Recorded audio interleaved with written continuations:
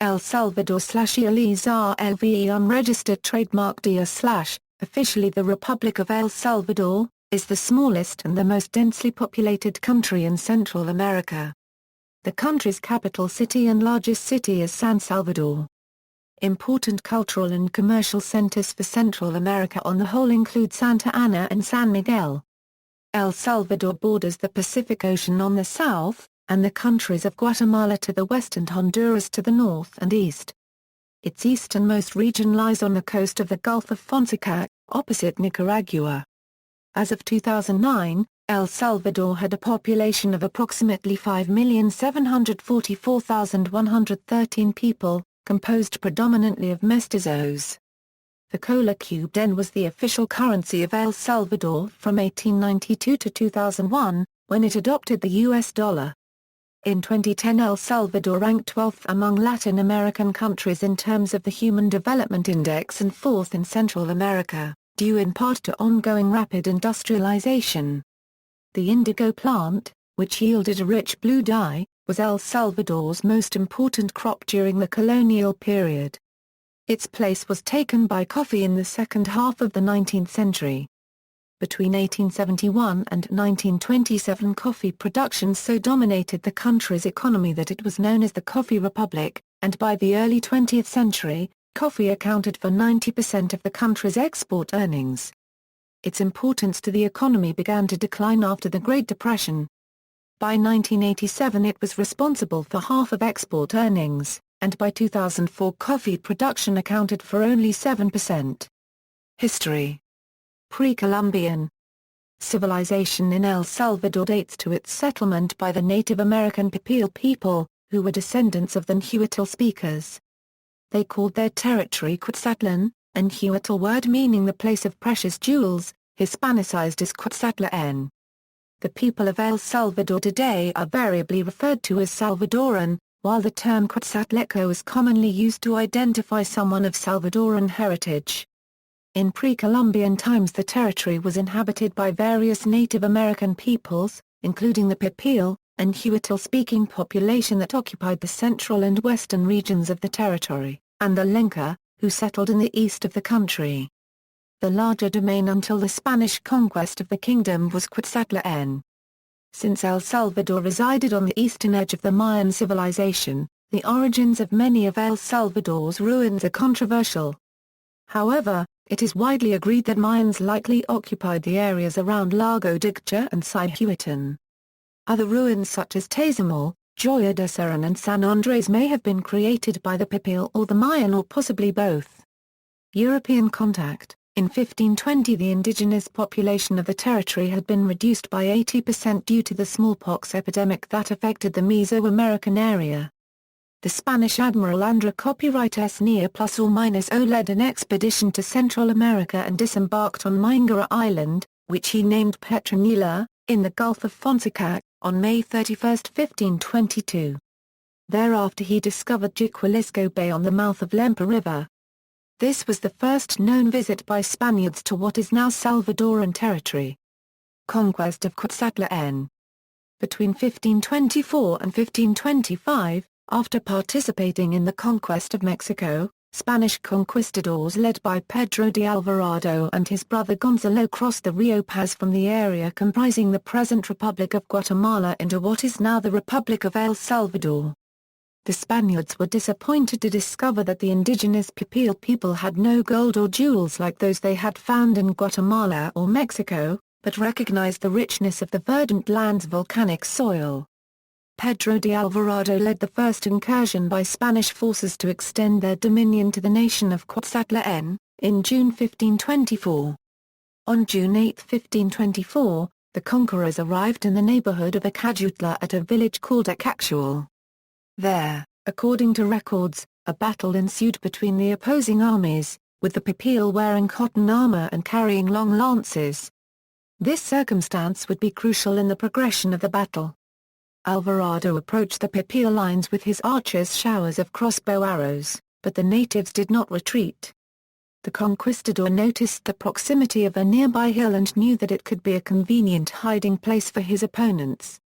Alvarado pretended that his army had given up the battle and retreated. the Pipil suddenly rushed the invaders, giving Alvarado an opportunity to inflict massive losses.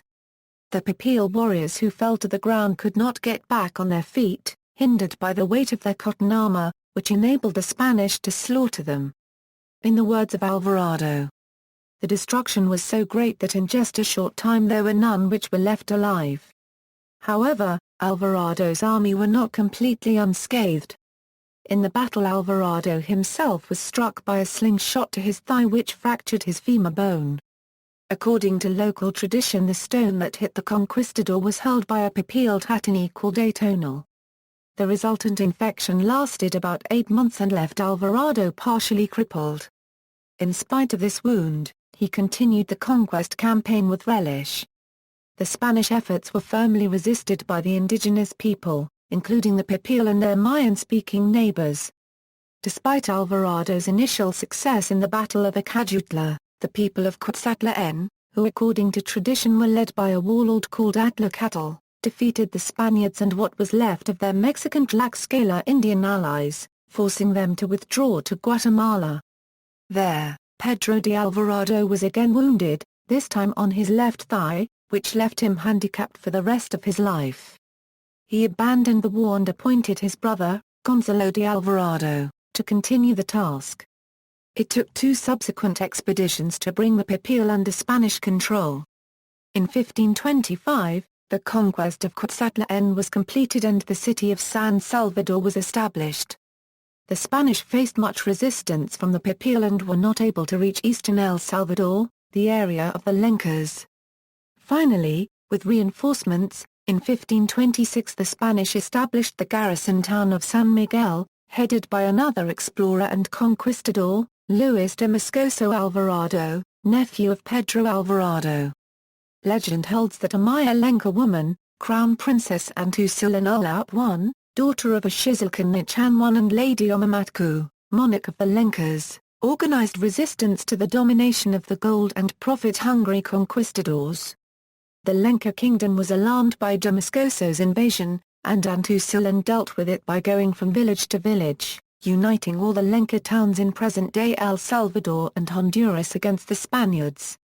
Through surprise attacks and their overwhelming numbers, they were able to drive the Spanish out of San Miguel and destroy the garrison.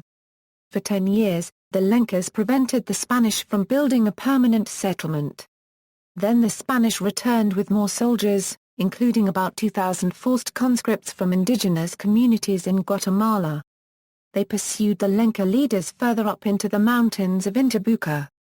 Legend tells that Äsælvədɔr continued leading the united forces until, late in pregnancy, she slipped out of the conflicted area to a safe haven, Äsælvədɔr, where she gave birth to twins, a girl and a boy. Their father was Prince Seleuki Kanal from Caesarea. The daughter became Äsælvədɔr. She and her twin and another brother lived in the mountains near the Lake Olomaga and Macquiga. In this way they escaped the Spanish and their allies who were hunting them. Äsælvədɔr is a little southwest of the present city of La Kuskatan, near the source of the sacred Managara River. Äsælvədɔr eventually handed over control of the Lenca resistance to Limpira. Limpira was noteworthy among indigenous leaders in that he mocked the Spanish by wearing their clothes after capturing them and using their weapons captured in battle. Limpira fought in command of thousands of Lenca forces for 6 more years in El Salvador and Honduras until he was killed in battle. The remaining Lenca forces retreated into the hills. The Spanish were then able to rebuild their garrison town of San Miguel in 1537. Spanish rule and independence. In the early 16th century, the Spanish conquistadors ventured into the natural harbors to extend their dominion to the area. They called the land Provincia de Nuestro C ± or Jesus Cristo, El Salvador del Mundo, which was subsequently abbreviated to El Salvador. During the colonial period, El Salvador was part of the Captaincy General of Guatemala, also known as the Kingdom of Guatemala, created in 1609 as an administrative division of New Spain.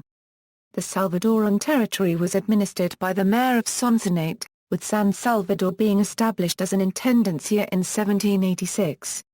Towards the end of 1811, A combination of internal and external factors motivated Central American elites to attempt to gain independence from the Spanish crown. The most important internal factors were the desire of local elites to control the country's affairs free of involvement from Spanish authorities, and the Creoles' long-standing aspiration for independence. The main external factors motivating the independence movement were the success of the French and American revolutions in the 18th century, and the weakening of the Spanish crown's military power as a result of the Napoleonic Wars, with the resulting inability to control its colonies effectively. On November 5, 1811, Salvadoran priest José Copyright Martínez Delgado rang the bells of Iglesia La Merced in San Salvador, calling for insurrection and launching the 1811 independence movement. This insurrection was suppressed and many of its leaders were arrested and served sentences in jail. Another insurrection was launched in 1814, and again it was suppressed. Finally, on September 15, 1821, in light of unrest in Guatemala, Spanish authorities capitulated and signed the Acta de Independencia, which released all of the captaincy of Guatemala from Spanish rule and declared its independence. In 1821, El Salvador joined Costa Rica, Guatemala, Honduras and Nicaragua in a union named the Federal Republic of Central America. In early 1822, the authorities of the newly independent Central American provinces, meeting in Guatemala City, voted to join the newly constituted First Mexican Empire under Augusta N. de Iturbide. El Salvador resisted, insisting on autonomy for the Central American countries. A Mexican military detachment marched to San Salvador and suppressed dissent, but with the fall of Iturbide on March 19, 1823, the army decamped back to Mexico. Shortly thereafter, the authorities of the provinces revoked the vote for joining Mexico, deciding instead to form a federal union of the 5 remaining provinces. When the Federal Republic of Central America dissolved in 1841, El Salvador maintained its own government until it joined Honduras and Nicaragua in 1896 to form the Greater Republic of Central America, which later dissolved in 1898. After the mid-19th century, the economy was based on coffee growing and, as the world market for indigo withered away, prospered or suffered as the world coffee price fluctuated. The enormous profits that coffee yielded as a monoculture export served as an impetus for the concentration of land in the hands of an oligarchy of just a few families. Throughout the last half of the 19th century, a succession of presidents from the ranks of the Salvadoran oligarchy, nominally both conservative and liberal, generally agreed on the promotion of coffee as the predominant cash crop, the development of infrastructure primarily in support of the coffee trade, the elimination of communal landholdings to facilitate further coffee production, the passage of anti-vagrancy laws to ensure that displaced campesinos and other rural residents provided sufficient labor for the coffee fincas, and the suppression of rural discontent. In 1912, the National Guard was created as a rural police force. 20th century. In 1898, General Tormes Regalado gained power by force, deposing Rafael Antonio Goucher copyrighter REZ and ruling as president until 1903. Once in office he revived the practice of designating presidential successors. After serving his term, he remained active in the Army of El Salvador, and was killed July 11, 1906, at El Jacaro during a war against Guatemala. Until 1913 El Salvador was politically stable, but there were undercurrents of popular discontent. When President Drive Manuel Enrique Araujo was killed in 1913, there were many hypotheses advanced for the political motive of his murder. Araujo's administration was followed by the Melendez-Quinones dynasty that lasted from 1913 to 1927. Pío Ramírez Bosch, ex-minister of the government and a trusted collaborator of the dynasty, succeeded President Jorge Melendez and in 1930 announced free elections, in which Arturo Araujo came to power on March 1, 1931 in what was considered the country's first freely contested election. His government lasted only 9 months before it was overthrown by junior military officers who accused his Labour Party of lacking political and governmental experience and of using its government offices inefficiently. President Araujo faced general popular discontent, as the people expected economic reforms and the redistribution of land. There were demonstrations in front of the National Palace from the first week of his administration. His vice president and Minister of War was General Maximiliano Hernández Martínez and his National Police Director was Huachaca, his brother-in-law. In December 1931 a coup d'état copyright attack was organized by junior officers and led by General Martínez. The first strike started in the 1st Regiment of Infantry across from the National Palace in downtown San Salvador. Only the 1st Regiment of Cavalry and the National Police defended the presidency, but later that night, after hours of fighting, the badly outnumbered defenders surrendered to the rebel forces. The Directorate, composed of officers, hid behind a shadowy figure, a rich anti-communist banker called Rodolfo Duque, and later installed the ardent fascist General Martínez as president. The causes of the revolt were probably due to the army's discontent at not having been paid by President Araujo for some months. Araujo left the National Palace and later unsuccessfully tried to organize forces to defeat the revolt. The U.S. minister in El Salvador met with the Directorate and later recognized the government of Martínez, who agreed to hold presidential elections later. He resigned in 1934, 6 months before the presidential elections, to run for the presidency, which he won not a difficult achievement, seeing as he was the only candidate. He ruled from 1935 to 1939, then from 1939 to 1943. He began a 4th term in 1944, but resigned in May after a general strike. Martínez had said he was going to respect the Constitution, which stipulated he could not be re-elected, but he refused to keep his promise. From December 1931, the year of the coup in which Martínez came to power, there was brutal suppression of the rural resistance. The most notable event was the February 1932 Salvadoran peasant uprising. Originally led by Farabundo Marta and Abel Cuenca, and university students Alfonso Luna and Mario Zapata, these leaders were captured before the planned insurrection. Only Cuenca survived. The other insurgents were killed by the government. After the capture of the movement leaders, the insurrection erupted in a disorganized and mob-controlled fashion, resulting in government repression that was later referred to as La Matanza, because tens of thousands of peasants died in the ensuing chaos on the orders of President Martínez. In the unstable political climate of the previous few years, the social activist and revolutionary leader Farabundo Marta helped found the Communist Party of Central America, and led a communist alternative to the Red Cross called International Red Aid, serving as one of its representatives. Their goal was to help poor and underprivileged Salvadorans through the use of Marxist-Leninist ideology. In December 1930, at the height of the country's economic and social depression, Marta was once again exiled due to his popularity among the nation's poor and rumors of his upcoming nomination for president the following year. Once Arturo Araujo was elected president in 1931, Marta returned to El Salvador, and along with Alfonso Luna and Mario Zapata began the movement that was later truncated by the military. They helped start a guerrilla revolt of indigenous farmers. The government responded by killing over 30,000 people at what was to have been a peaceful meeting in 1932. This became known as La Matanza. The peasant uprising against Martínez was crushed by the Salvadoran military 10 days after it had begun. The communist-led rebellion, fomented by collapsing coffee prices, enjoyed some initial success, but was soon drowned in a bloodbath.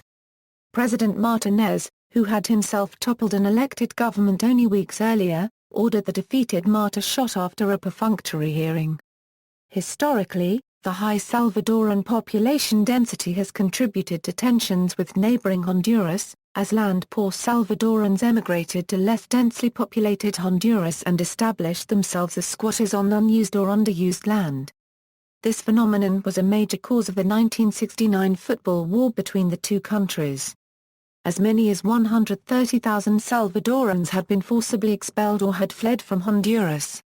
The PDC and the PCN parties, the Christian Democratic Party and the National Conciliation Party were active in Salvadoran politics from 1960 until 2011, when they were disbanded by the Supreme Court because they failed to win enough votes in the 2004 presidential election.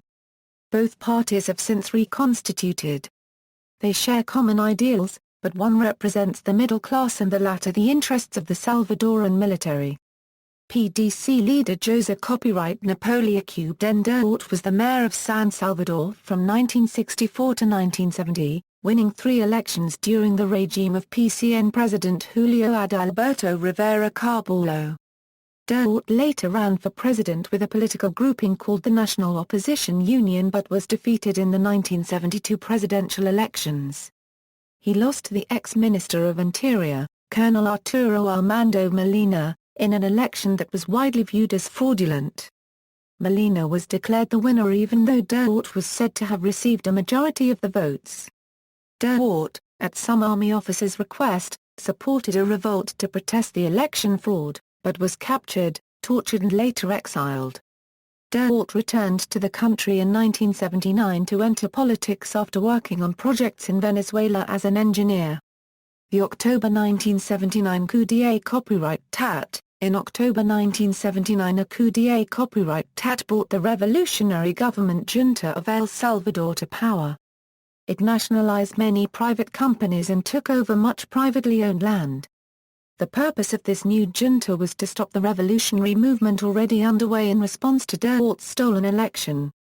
Nevertheless, the oligarchy opposed agrarian reform, and a junta formed with young liberal elements from the army such as General Moyano and General Gutierrez, as well as with progressives such as Ingo and Alvarez. Owing to pressure from the oligarchy, this junta was soon dissolved because of its inability to control the army in its repression of the people fighting for unionization rights, agrarian reform, better wages, accessible health care and freedom of expression. In the meantime, the guerrilla movement was spreading to all sectors of Salvadoran society. Middle and high school students were organized in MERS. College students were involved with AGUS. And workers were organized in BPR. In October 1980, several other major guerrilla groups of the Salvadoran left had formed the Farabundo Mata National Liberation Front, or FMLN. By the end of the 1970s, death squads were killing about 10 people each day, and the FMLN had 6,000 to 8,000 active guerrillas and hundreds of thousands of part-time militia, supporters, and sympathizers. The U.S. supported and financed the creation of a second junta to change the political environment and stop the spread of a leftist insurrection.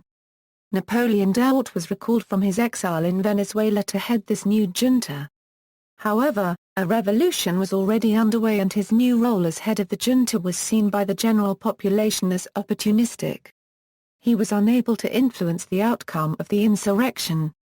Monsignor Romero, Archbishop of San Salvador, denounced injustices and massacres committed against civilians by government forces.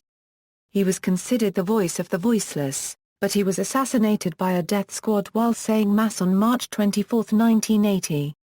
Some consider this to be the beginning of the Salvadoran Civil War in full, which lasted from 1980 to 1992.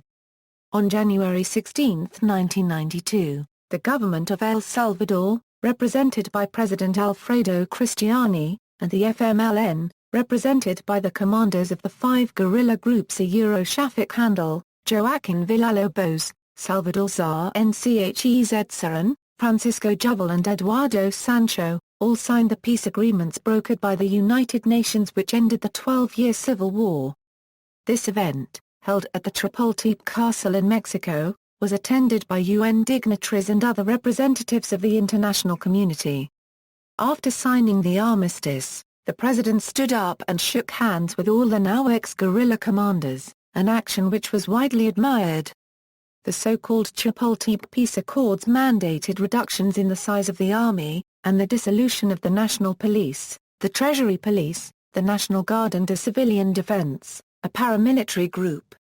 A new civil police was to be organized. Judicial immunity for crimes committed by the armed forces ended.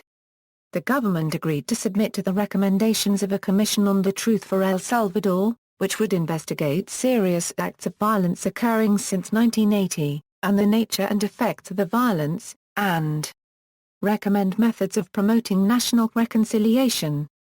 In 1993 the Commission delivered its findings reporting human rights violations on both sides of the conflict.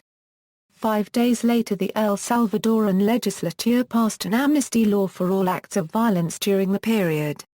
End of the 20th century, from 1989 until 2004, Salvadorans favored the nationalist Republican Alliance Party, voting an arena presidents in every election until 2009, when Mauricio Funes was elected president from the Farabundu Mata National Liberation Front Party. Economic reforms since the early 1990s have brought major benefits in terms of improved social conditions, diversification of its export sector, and access to international financial markets at investment-grade level. However, crime remains a major problem for the investment climate. This all ended in 2001, and support for Arena weakened. Internal turmoil in Arena weakened the party, while the FMLN united and broadened its support. 21st century, the unsuccessful attempts of the left-wing party to win presidential elections led to its selection of a journalist rather than a former guerrilla leader as a candidate. On March 15, 2009, Mauricio Funes, a television figure, became the first president from the FMLN party. He was inaugurated on June 1, 2009. One focus of the Funes government has been revealing the alleged corruption from the past government. Arena formally expelled Sarka from the party in December 2009. With 12 loyalists in the National Assembly, Sarka established his own party, GANA, and entered into a tactical legislative alliance with the FMLN. After 3 years in office, with Sarka's GANA party providing the FMLN with a legislative majority, Funes had not taken action to investigate or to bring corrupt former officials to justice. Putting environmental issues in the heart of government, early in the new millennium, El Salvador's government created the Ministerio de Medio Ambiente y Recursos Naturales the Ministry of Environment and Natural Resources and began promoting the integration of climate change into national policy. This move was in response to the increase in extreme weather events affecting the country. Initially MARN aimed to fulfill the counter unregistered trademark S obligations following its ratification of the UNFCCC and the Kyoto Protocol. However, since Hurricane Ida in 2009, the government unregistered trademark S stance has shifted towards integrating risk reduction into all areas of policy, including financial. In a specific effort to increase the resilience of its economy and people to climate-related events, El Salvador commissioned a project in 2011 to develop and implement a national policy and strategy for climate change, which culminated with the launch of the National Environmental Policy in June 2012 and the National Environmental Strategy in June 2013, both incorporating climate change goals. This work was undertaken with support from the Climate and Development Knowledge Network. The government is now preparing action plans for putting the strategy into practice. Geography.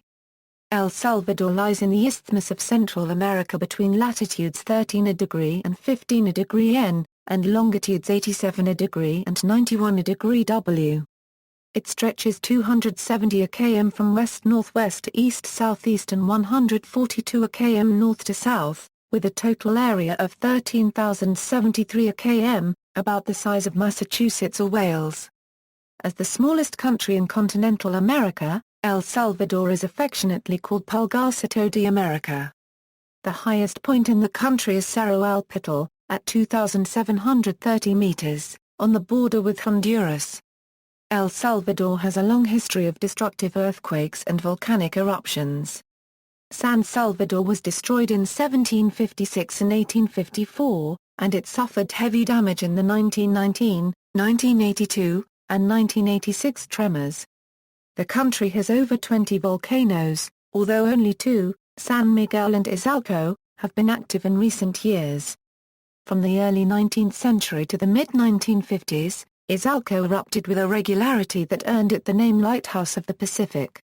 Its brilliant flares were clearly visible for great distances at sea, and at night its glowing lava turned it into a brilliant luminous cone. El Salvador has over 300 rivers, the most important of which is the Rio Lempa. Originating in Guatemala, the Rio Lempa cuts across the northern range of mountains, flows along much of the central plateau, and finally cuts through the southern volcanic range to empty into the Pacific.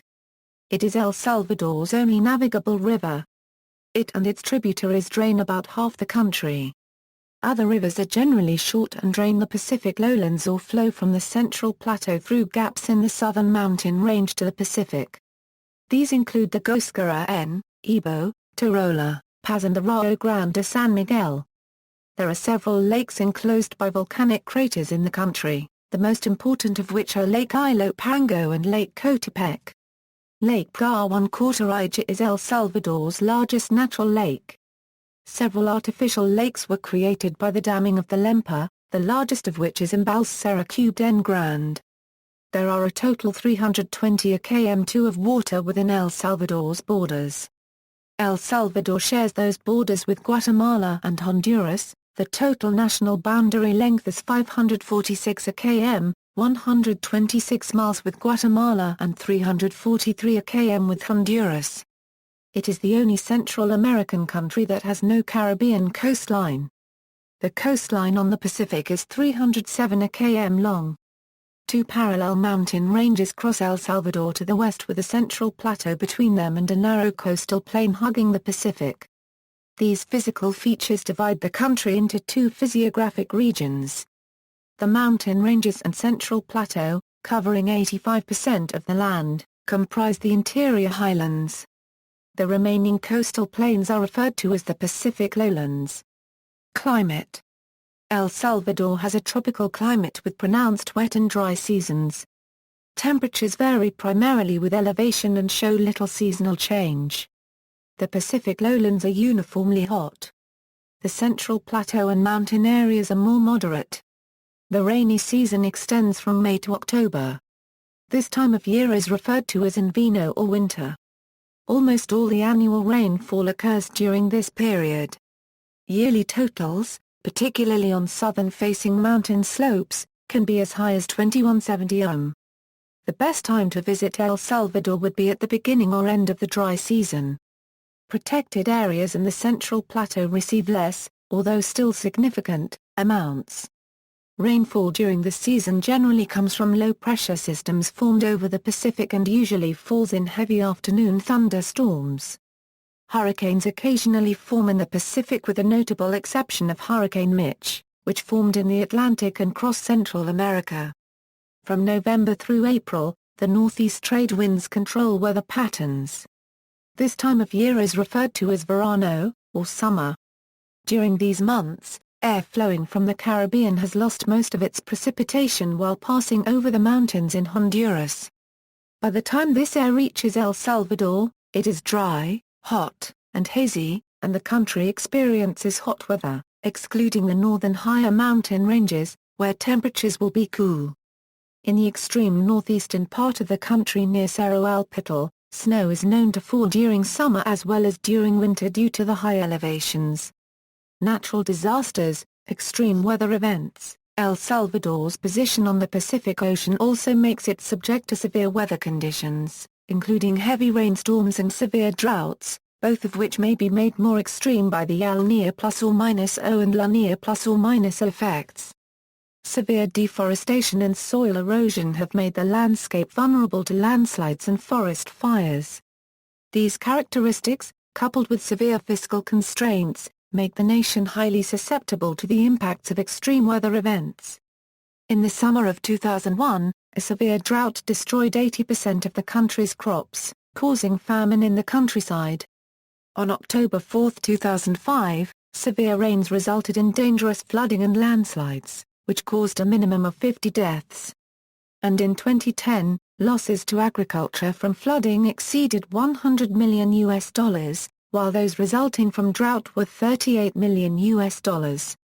El Salvador's location in Central America also makes it vulnerable to severe storms and hurricanes coming off the Caribbean.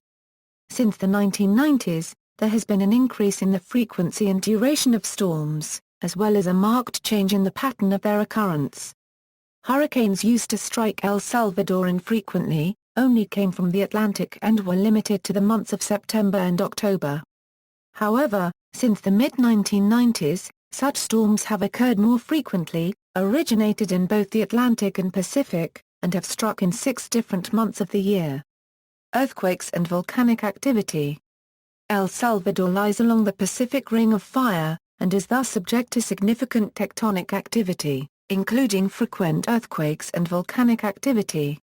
Recent examples include the earthquake on January 13, 2001 that measured 7.7 on the Richter scale and caused a landslide that killed more than 800 people. And another earthquake only a month later, on February 13, 2001, that killed 255 people and damaged about 20% of the nation's housing. Luckily, many families were able to find safety from the landslides caused by the earthquake.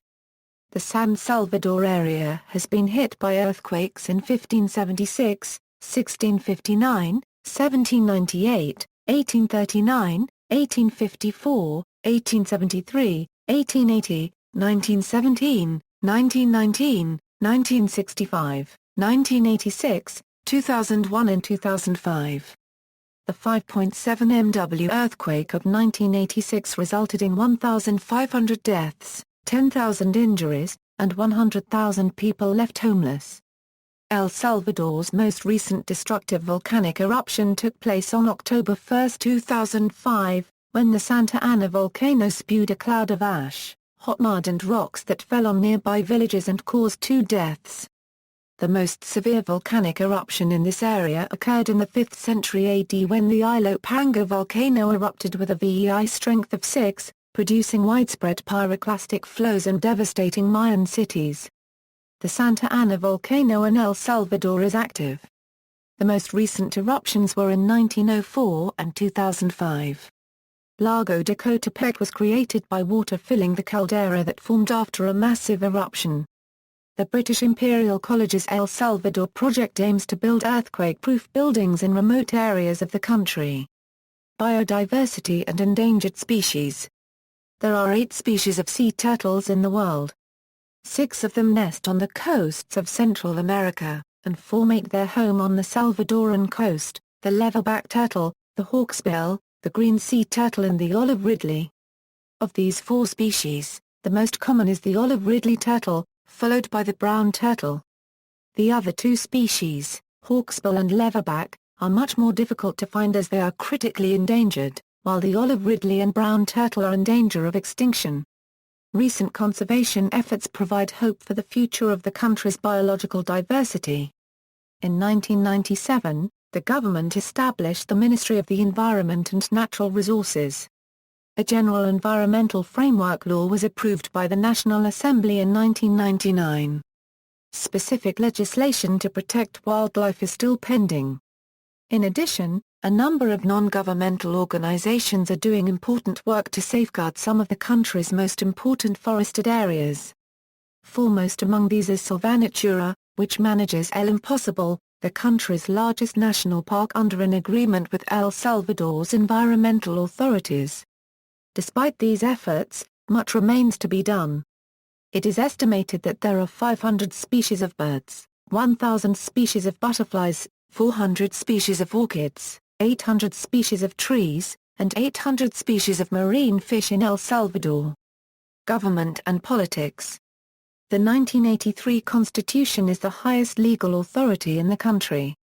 El Salvador has a democratic and representative government, whose 3 bodies are, the executive branch, headed by the President of the Republic, who is elected by direct vote and remains in office for 5 years. He can be elected to only 1 term. The President has a cabinet of ministers whom he appoints, and is also the Commander-in-Chief of the Armed Forces. The legislative branch, called El Salvador's Legislative Assembly, consisting of 84 deputies. The judiciary, headed by the Supreme Court, which is composed of 15 judges, one of them being elected as President of the Judiciary. The Tripartite Peace Accords created the new National Civil Police, the Attorney for the Defense of Human Rights and the Supreme Electoral Tribunal. The peace accords reimagined the Frente Farabundo Martí para la Liberación Nacional as a political party and redefined the role of the army to be for the defense of the sovereignty and territorial integrity.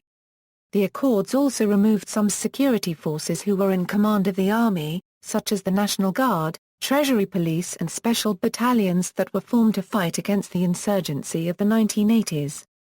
The political framework of El Salvador is a presidential representative democratic republic with a multiform, multi-party system.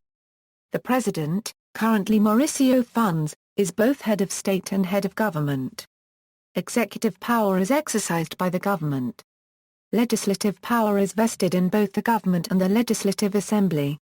The country also has an independent judiciary and Supreme Court. Main political parties. Although El Salvador has 6 political parties, the ones which receive the most votes are the conservative right and the liberal left. Ghana, PDC, PCN, and CD have not received as many votes, leading some people to believe the country has a two-party system, although alternative parties still exist. Within Salvadoran political culture, Arena is considered right or conservative and the FMLN party is considered left, split between the dominant Marxist-Leninist faction in the legislature, and the liberal wing led by President Funes. The departments of the central region, especially the capital and the coastal regions, known as Departamentos Rojos, or red departments, are relatively liberal. The Departamentos Azules, or blue departments in the east, western and highland regions are relatively conservative. The winner of the 2009 presidential election, Mauricio Funes, belongs to the FMLN party and currently controls the National Assembly. El Salvador political parties, human rights. Amnesty International has drawn attention to several arrests of police officers for unlawful police killings. Other current issues to gain Amnesty International's attention in the past 10 years include missing children, failure of law enforcement to properly investigate and prosecute crimes against women, and rendering organized labor illegal. In El Salvador, if a woman miscarries, it is frequently assumed she deliberately induced an abortion or could have saved the baby. Women who did not know they were pregnant or who could not have prevented a miscarriage face long prison terms. Departments. El Salvador is divided into 14 departments, which in turn are subdivided into 262 municipalities. Department names and abbreviations for the 14 Salvadoran departments. Economy. El Salvador's economy has been hampered at times by natural disasters such as earthquakes and hurricanes, by government policies that mandate large economic subsidies, and by official corruption. Subsidies became such a problem that in April 2012, the International Monetary Fund suspended a $750 million loan to the central government. President Funes' chief of cabinet, Alex Segovia, acknowledged that the economy was at the point of collapse. Antigua Kuskatan has the highest per capita income of all the cities in the country, and is a center of international investment. GDP in purchasing power parity in 2008 was estimated at $25.895 billion USD. The service sector is the largest component of GDP at 64.1%, followed by the industrial sector at 24.7%. Agriculture represents only 11.2% of GDP. The GDP grew after 1996 at an annual rate that averaged 3.2% real growth. The government committed to free market initiatives, and the 2007 GDP's real growth rate was 4.7%. In December 1999, net international reserves equaled $1.8 billion or roughly 5 months of imports.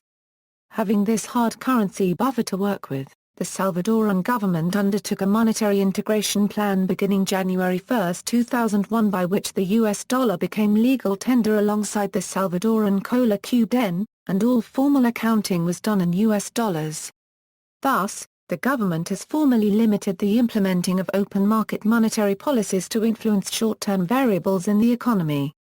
As of September 2007, net international reserves stood at $2.42 billion. It has long been a challenge in El Salvador to develop new growth sectors for a more diversified economy. In the past, the country produced gold and silver, but recent attempts to reopen the mining sector, which were expected to add hundreds of millions of dollars to the local economy, collapsed after President Sarko shut down the operations of Pacific Rim Mining Corporation. The U.S.-Canadian company had spent $77 million to discover a gold deposit estimated at 1.4 million troy ounces. President Funes and the FMLN upheld the gold and silver mining ban. As with other former colonies, El Salvador was considered a mono-export economy for many years. During colonial times, El Salvador was a thriving exporter of indigo, but after the invention of synthetic dyes in the 19th century, the newly created modern state turned to coffee as the main export. The government has sought to improve the collection of its current revenues, with a focus on indirect taxes. A 10% value-added tax, implemented in September 1992, was raised to 13% in July 1995. Inflation has been steady and among the lowest in the region. Since 1997 inflation has averaged 3%, with recent years increasing to nearly 5%. As a result of the free trade agreements, from 2000 to 2006, total exports have grown 19% from $2.94 billion to $3.51 billion, and total imports have risen 54% from $4.95 billion to $7.63 billion. This has resulted in a 102% increase in the trade deficit, from $2.01 billion to $4.12 billion. Despite being the smallest country in Central America, El Salvador has the third-largest economy, with a per capita income that is roughly two-thirds that of Costa Rica and Panama, but more than double that of Nicaragua. Growth has been modest in recent years, and the economy contracted nearly 3% in 2009. Because of the recent growing and dollarized economy, El Salvador is seeing an increase of Central American, South American, and Caribbean immigrants from Guatemalans, Hondurans, Nicaraguans, Dominicans, Colombians, Venezuelan, Peruvians and Cubans searching for better living opportunities. El Salvador has promoted an open trade and investment environment, and has embarked on a wave of privatization extending to telecommunications, electricity distribution, banking, and pension funds. In late 2006, the government and the Millennium Challenge Corporation signed a 5-year, $461 million compact to stimulate economic growth and reduce poverty in the country's northern region, the primary conflict zone during the Civil War, through investments in education, public services, enterprise development, and transportation infrastructure. With the adoption of the US dollar as its currency in 2001, El Salvador lost control over monetary policy. Any counter-cyclical policy response to the downturn must be through fiscal policy, which is constrained by legislative requirements for a two-thirds majority to approve any international financing. Remittances from abroad, El Salvador leads the region in remittances per capita, with inflows equivalent to nearly all export income. About a third of all households receive these financial inflows. Remittances from Salvadorans living and working in the United States, sent to family members in El Salvador, are a major source of foreign income and offset the substantial trade deficit of $4.12 billion. Remittances have increased steadily in the last decade, and reached an all-time high of $3.32 billion in 2006. Approximately 16.2% of gross domestic product, GDP. Remittances have had positive and negative effects on El Salvador. In 2005, the number of people living in extreme poverty in El Salvador was 20%, according to a United Nations Development Programme report. Without remittances, the number of Salvadorans living in extreme poverty would rise to 37%. While Salvadoran education levels have gone up, wage expectations have risen faster than either skills or productivity. For example, some Salvadorans are no longer willing to take jobs that pay them less than what they receive monthly from family members abroad. This has led to an influx of Hondurans and Nicaraguans who are willing to work for the prevailing wage.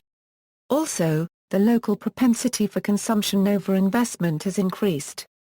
Money from remittances has also increased prices for certain commodities such as real estate.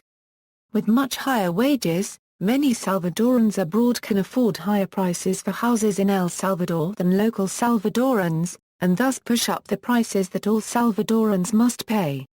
Free trade agreements. In 2006, El Salvador was the first country to ratify the Central America-Dominican Republic Free Trade Agreement. CAFTA has bolstered exports of processed foods, sugar, and ethanol, and supported investment in the apparel sector, which faced Asian competition with the expiration of the multi-fiber agreement in 2005.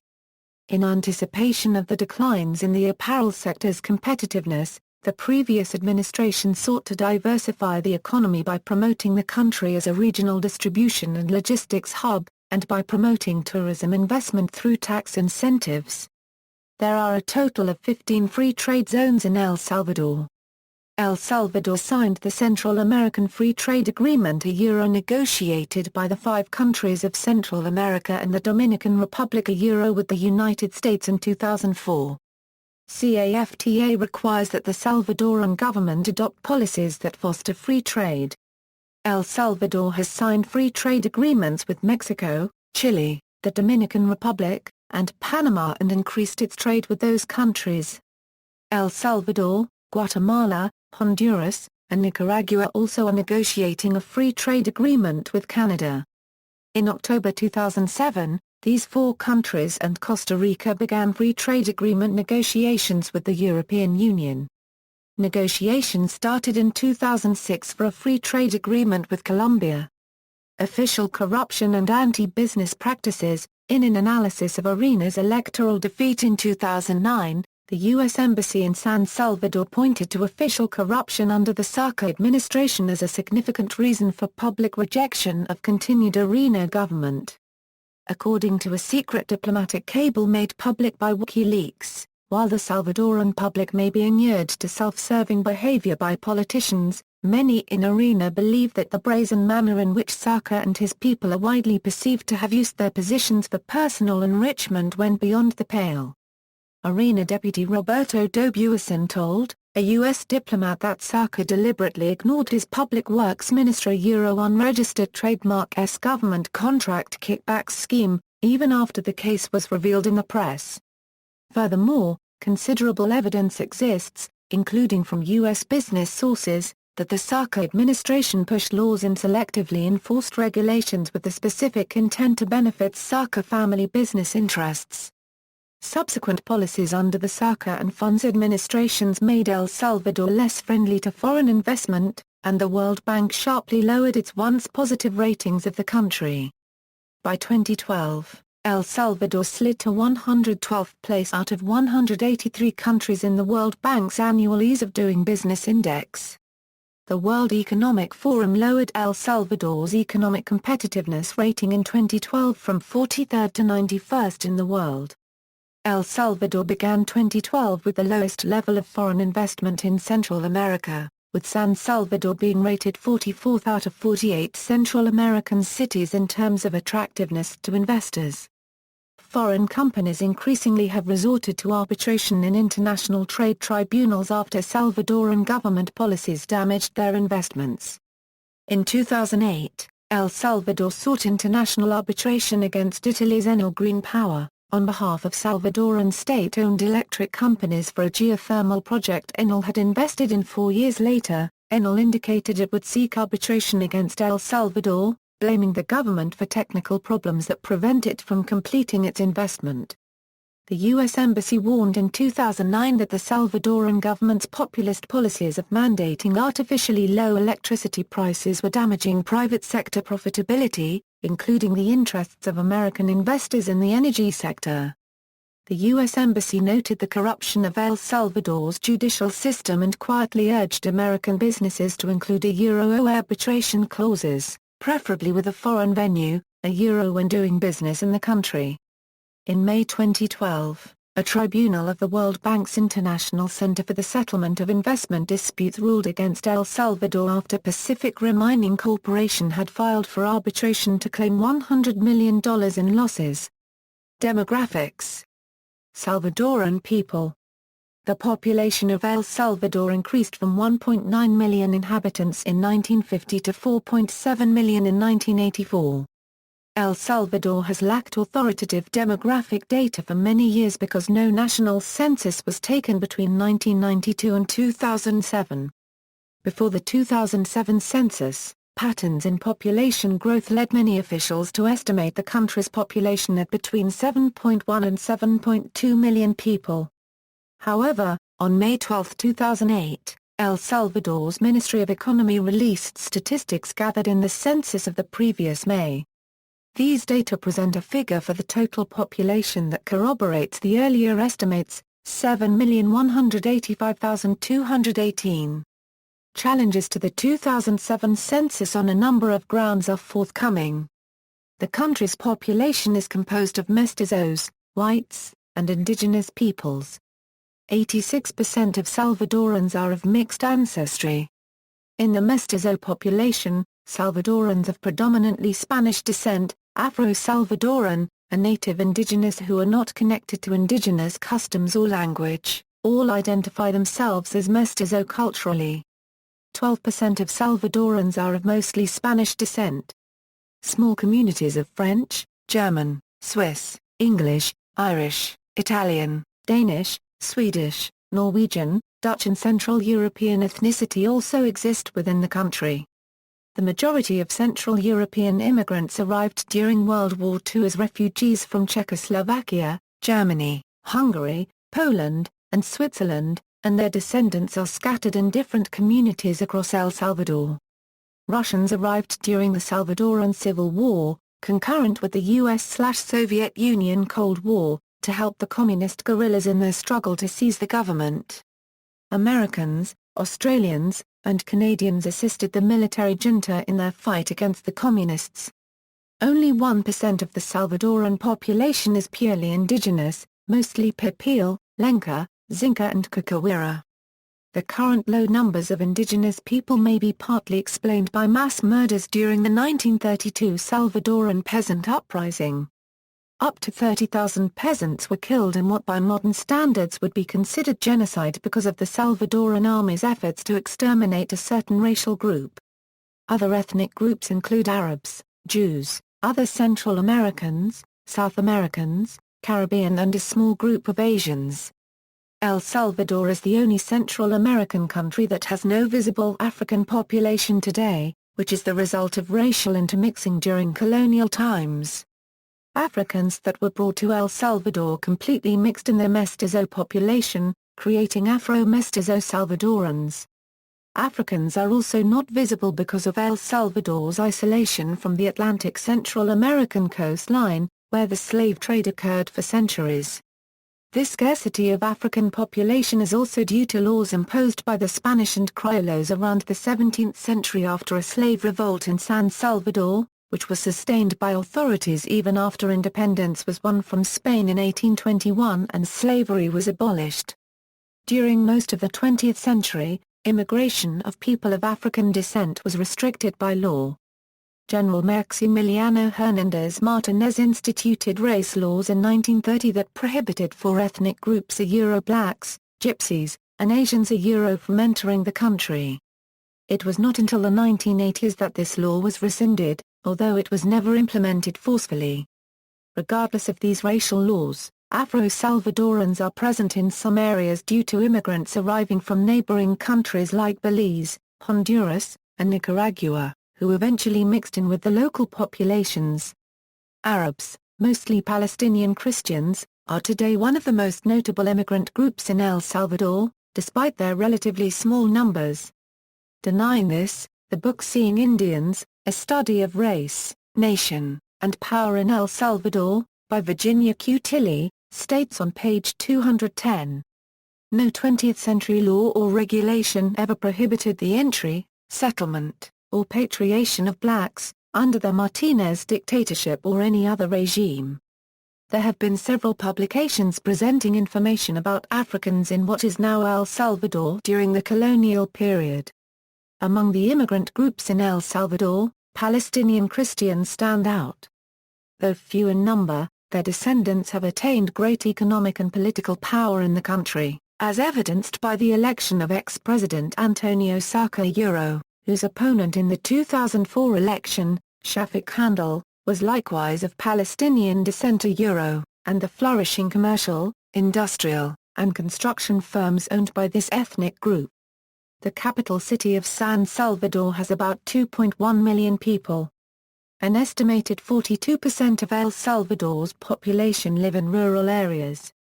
Urbanization has expanded at a phenomenal rate in El Salvador since the 1960s, driving millions to the cities and creating growth problems for cities around the country. In the first half of 2007, government statistics provided by La Policía Nacional Civil of El Salvador showed lower numbers in homicide and extortions as well as robbery and theft of vehicles. In 2007, homicides in El Salvador were reduced by 22%, extortions were reduced by 7%, and robbery and theft of vehicles had gone down 18%, in comparison with the same period in 2006. However, in 2009, there has been an increase in homicides and extortions of about 30% more than in 2008, according to some statistics. As of 2004, there were approximately 3.2 million Salvadorans living outside El Salvador, with the United States traditionally being the destination of choice for Salvadorans looking for greater economic opportunity. By 2009, there were about 1.6 million Salvadoran immigrants and Americans of Salvadoran descent in the U.S., making them the sixth largest immigrant group in the country.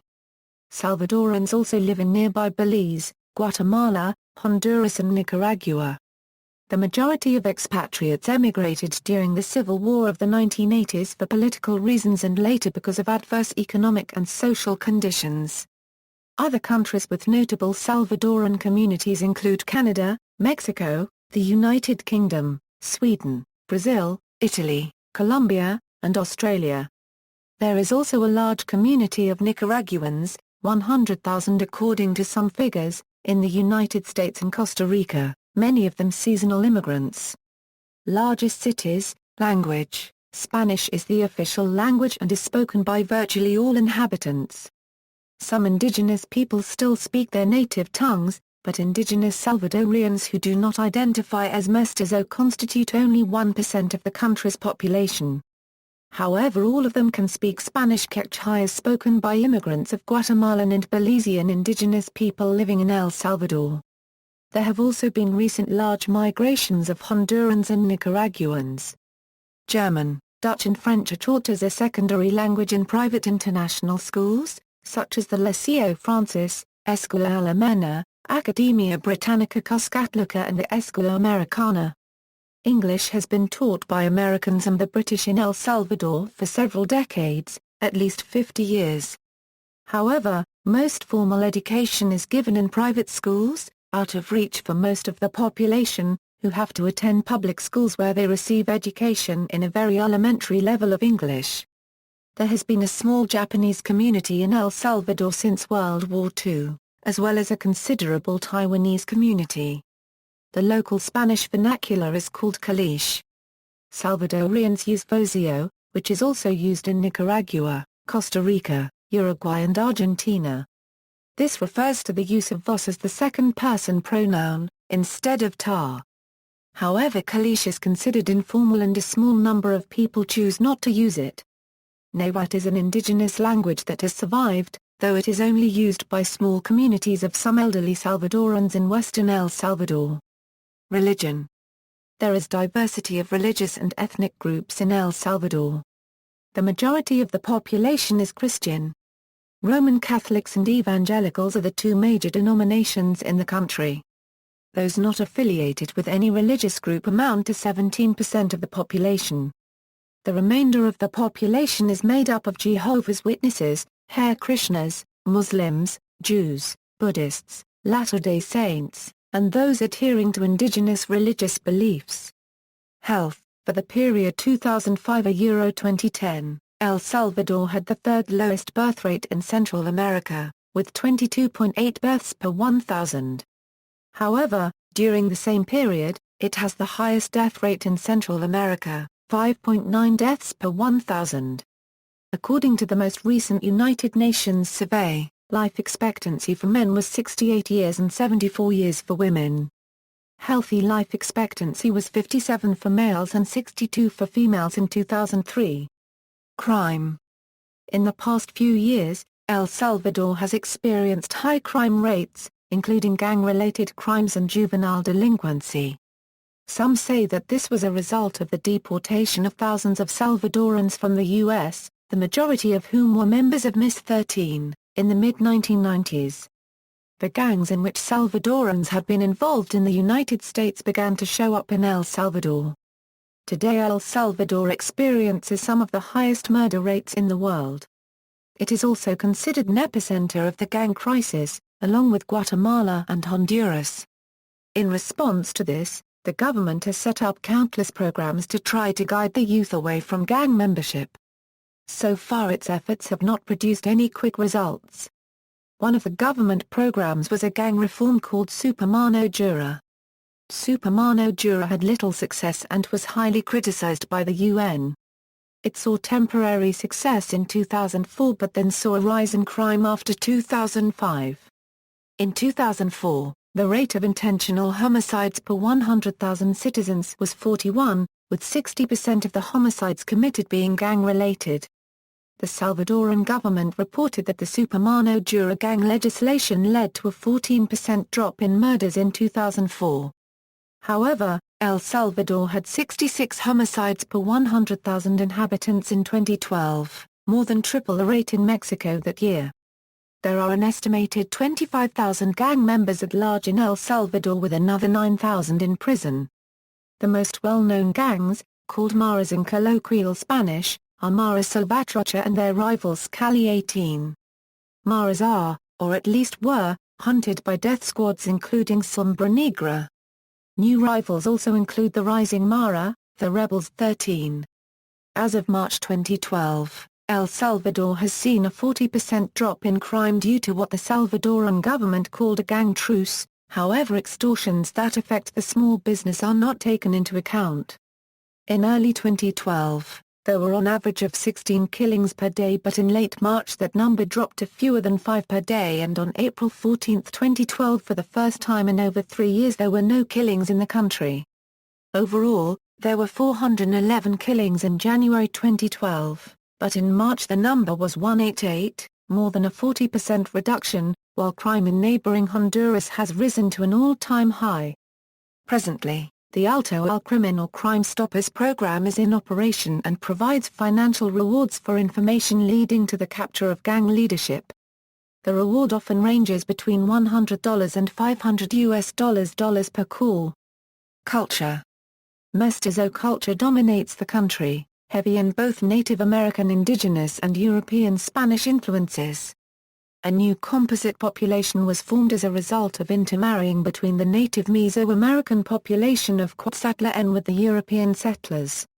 The Catholic Church plays an important role in the Salvadoran culture.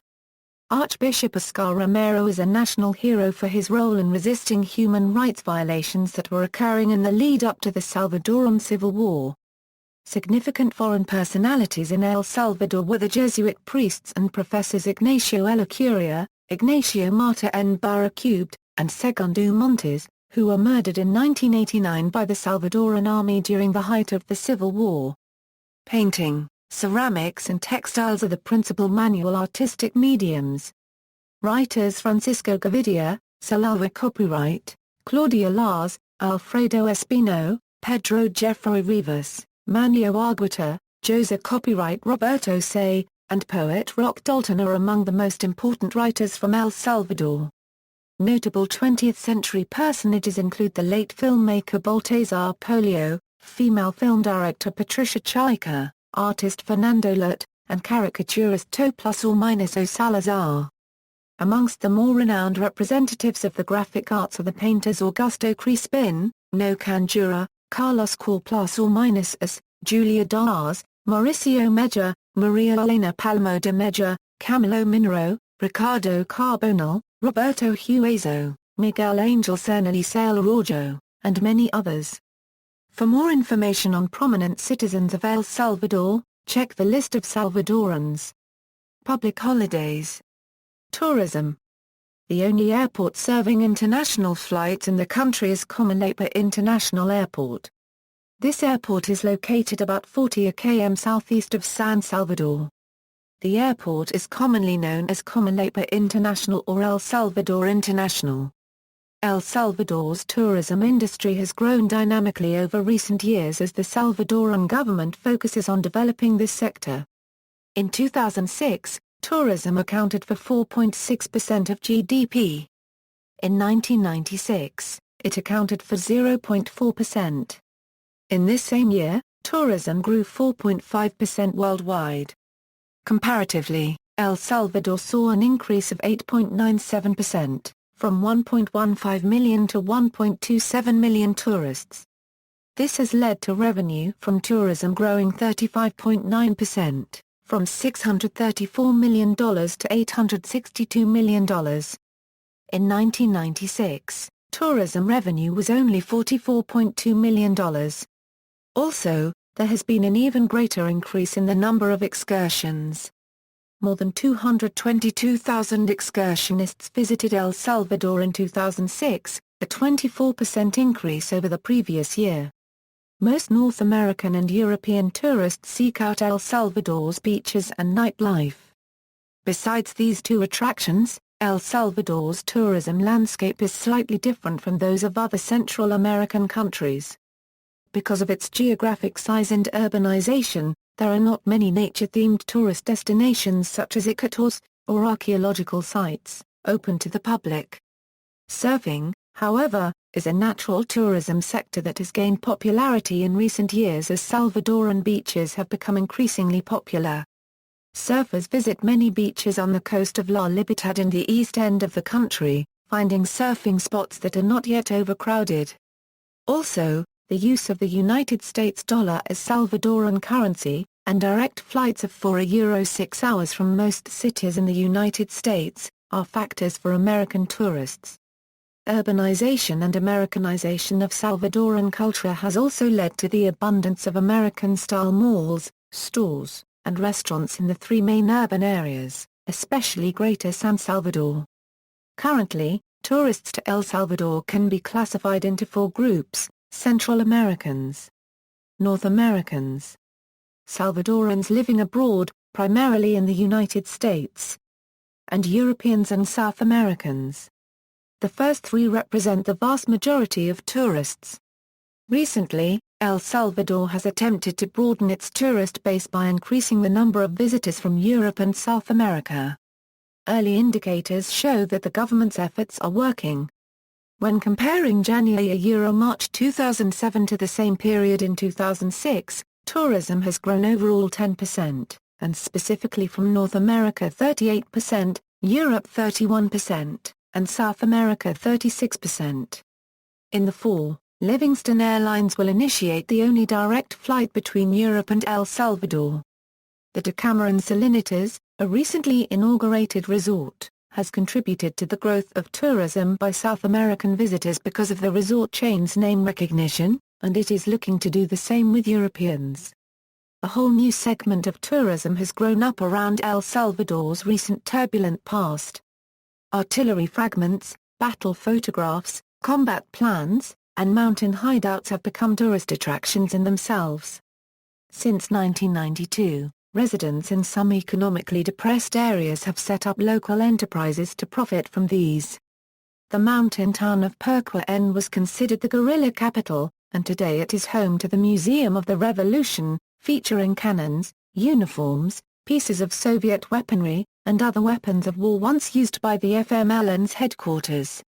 According to the El Salvadoran newspaper El Diario de Hoy, the top 10 attractions are, the coastal beaches, La Libertad, Ruta Las Flores, Suchitoto, Playa Las Flores in San Miguel, La Palma, Santa Ana, Nahuazalco, Apanca, Jauyua, and San Ignacio. Among the numerous volcanic crater lakes in the mountains, Lake Coatepec and Lake Ilopango are two of the most beautiful. Cuisine. One of El Salvador's notable dishes is the pupusas. Pupusas are handmade corn tortillas stuffed with one or more of the following: cheese, cachara cubed en, or refried beans. Sometimes the filling is queso con loroco. Pupusas revueltas are pupusas filled with beans, cheese and pork. There are also vegetarian options. Some adventurous restaurants even offer pupusas stuffed with shrimp or spinach. The name pupusa comes from the Pipil Nahuatl word, pupushawa. The precise origins of the pupusa are debated, although its presence in El Salvador is known to predate the arrival of the Spaniards. Two other typical Salvadoran dishes are yuca frita and panes con pollo. Yuca frita is deep-fried cassava root served with curtido and pork rinds with pescaditas. The yuca is sometimes served boiled instead of fried. Pan con pollo pavo are warm turkey or chicken-filled submarine sandwiches. The bird is marinated and then roasted with Pipil spices and hand-pulled. This sandwich is traditionally served with tomato and watercress along with cucumber, onion, lettuce, mayonnaise, and mustard.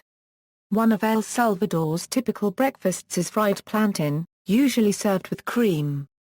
It is common in Salvadoran restaurants and homes, including those of immigrants to the United States.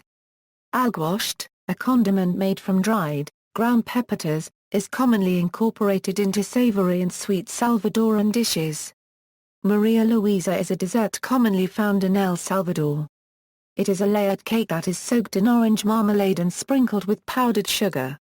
A popular drink that Salvadorans enjoy is horchata, a drink native to the Valencian community in Spain. Horchata is most commonly made of the moro seed ground into a powder and added to milk or water, and sugar. Horchata is drunk year-round, and can be drunk any time of day. It mostly is accompanied by a plate of pupuses or fried yuca. Horchata from El Salvador has a very distinct taste and is not to be confused with Mexican horchata, which is rice-based. Coffee is also a common morning beverage. Other popular drinks in El Salvador include ensaladas, a drink made of chopped fruit swimming in fruit juice, and cola champán, a sugarcane-flavored carbonated beverage. One of the most popular desserts is the cake pastel de tres leches, consisting of 3 types of milk: evaporated milk, condensed milk, and cream. Sport. Football is the most popular sport in El Salvador. The El Salvador national football team qualified for the FIFA World Cup in 1970 and 1982. Their qualification for the 1970 tournament was marred by the Football War, a war against Honduras, whose team El Salvador had defeated. The national football team play at the Estadio Kuskatan in San Salvador. It opened in 1976 and seats 53,400, making it the largest stadium in Central America and the Caribbean. Education. The public education system in El Salvador is severely lacking in resources. Class sizes in public schools can reach 50 children, so Salvadorans who can afford the cost often choose to send their children to private schools, which are reasonably higher in every level. Most private schools follow American, European or other advanced systems. Lower-income families are forced to rely on public education. Education in El Salvador is free through high school. After 9 years of basic education, students have the option of a 2-year high school or a 3-year high school. A 2-year high school prepares the student for transfer to a university.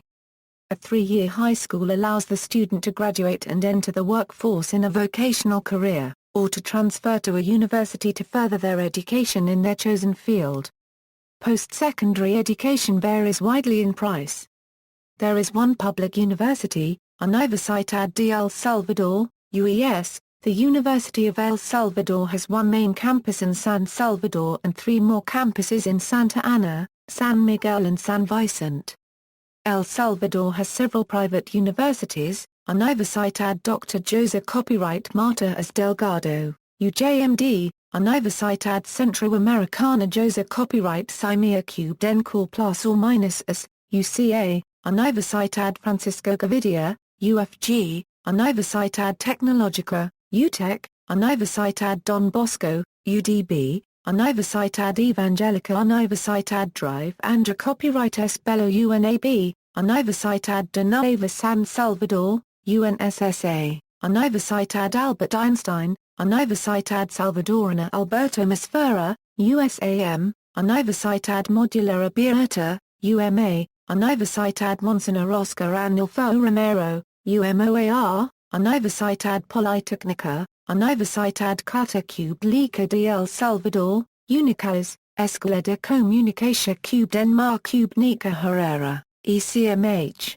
Escuela Superior de Economía y Negocios, ESEN, local foundations and NGOs are fostering further educational development.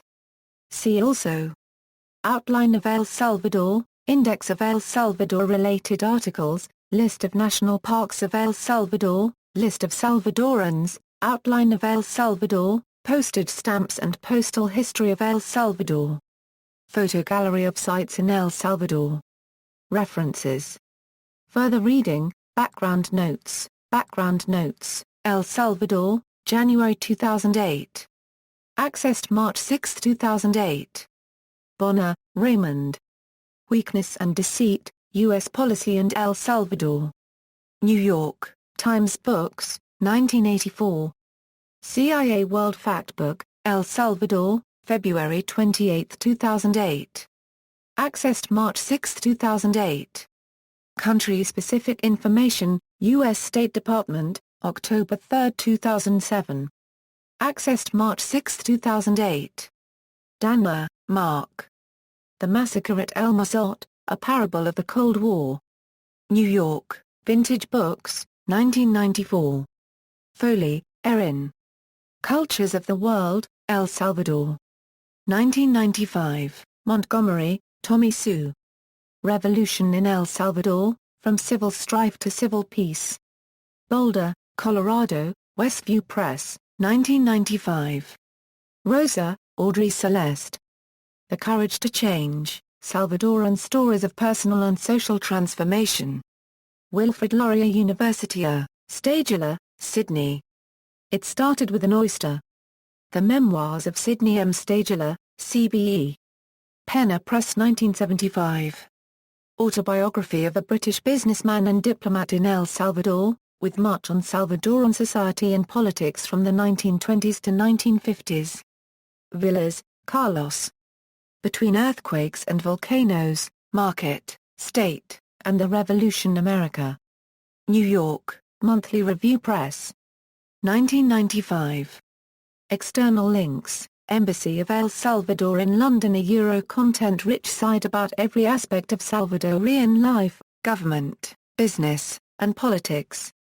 Chief of State and Cabinet Members, El Salvador entry at the World Factbook, El Salvador at UCB Libraries GovPubs, El Salvador at DMOZ, El Salvador profile from the BBC News, Wikimedia Atlas of El Salvador, Salvadoran American Humanitarian Foundation, Fundación Salvadoria plus or minus a para la salud y el desarrollo humano, key development forecasts for El Salvador from International Futures, World Bank Summary Trade Statistics El Salvador.